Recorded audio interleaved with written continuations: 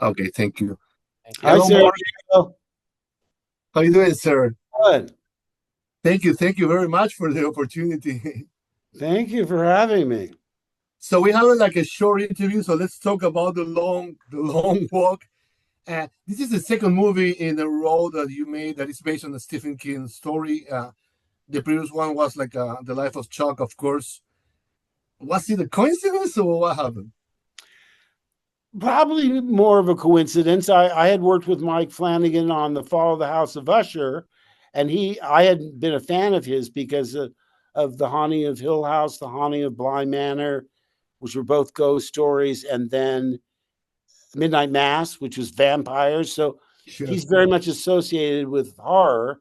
The Fall of the House of Usher was all based on Edgar Allan Poe. So when he says, I have something for you in a Stephen King novel that I'm going to do next, well, I'm imagining between Mike Flanagan and Stephen King, this is going to be the epic supernatural horror movie of all time. So I was just struck by how wrong I was. I was set up in a good wrong way because expecting something ghastly and horrific. The life of Chuck is just so warm and life affirming and Sure. beautiful. And it's partly my fault because Stephen King is much more versatile a writer than he's given credit for. Because I mentioned The Body, which became Stand By Me, Shawshank Redemption, Green Mile. He's done a lot of work that has nothing to do with the supernatural or monsters or vampires. And this is just incredible. It's unlike anything he's written before. Now, The Long Walk, that's totally in his wheelhouse.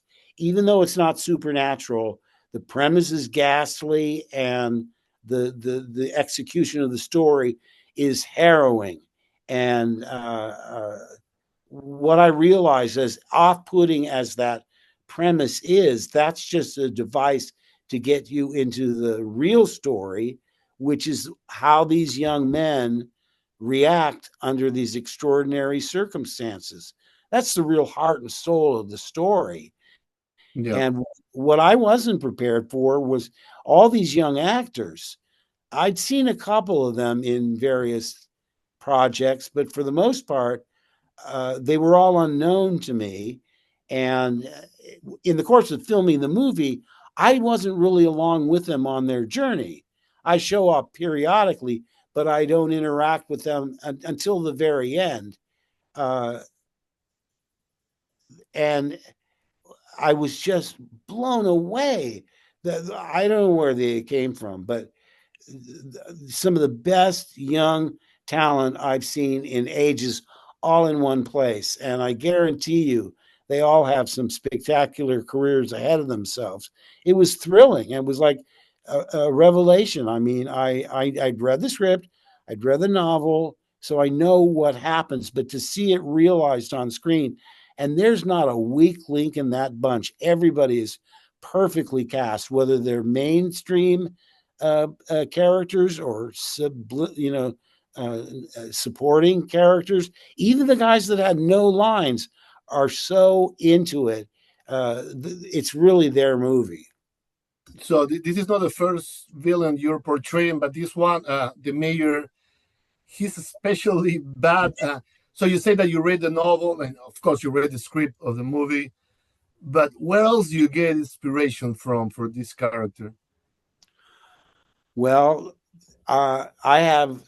And when I first talked to the director, I said, I know this guy because I've seen this guy. My dad was in the Navy. And Mhm. when we lived stateside, we never lived on base. We had our own house. But my junior and senior year in high school, we got transferred to Japan and we lived on base, but it was a Marine base. And at the center of the base was the Marine barracks and this huge asphalt. It wasn't really a parking lot, but it was this structure like the bigger than a football field. So when I would walk to the PX or I'd walk to the library or I'd walk to the teen club, I had to walk in front of the Marine base, and I would see these guys out there putting the soldiers through their paces, calisthenics, running. I mean, I'm talking scorching hot heat in August, and they were just brutal. You're all a bunch of maggots, you know. I mean, I go, oh my God, what's going on here? I mean, it certainly put me off ever thinking I would want to be a Marine, because they were inhuman, angry, horrible taskmasters. And I was just taken aback. I mean, I remember being in the PX, or, you know, having a Coke, and I'd see the guys that had to go through that. And I would say, how do you do that? I mean, is he like that all the time? And they'd say, oh yeah, you caught him on a good day. Wow. He's worse than you can imagine. So I guess they think that's what toughens you up and makes you into a great soldier. But I've never forgotten that, and Sure. It stuck with me. And I thought, I've never been asked to ever do a role that would incorporate someone like that. But like I say, when I talked to Francis, I said, this doesn't have to come out of my imagination. This can come from my life experience. So besides that, I mean, there's a line for your character that says, when he says, "We will be number one. We will be number one in the war again." I don't know. That sounds kind of familiar. So I mean, unless you unless you live in a galaxy far, far away, I think the references, the parallels between the movie and the current events are pretty obvious. Not well in a certain galaxy far, far away, they did have a similar situation. So not even if you live in a galaxy far, far away, but I mean, this is like, isn't this movie is just like being released in a particular moment that seems sadly extremely appropriate, right? We've got a wrap. Yes, I think it's timely in a way that people will realize if they're just watching the news. The authoritarian governments are real, and they can happen, and they can happen to you. Thanks so much, Sergio. Sorry, I think we're right about at time, but really appreciate it. Thank you, Mark. Thank you Thank for you, your time. Sergio. Thank you. Take care.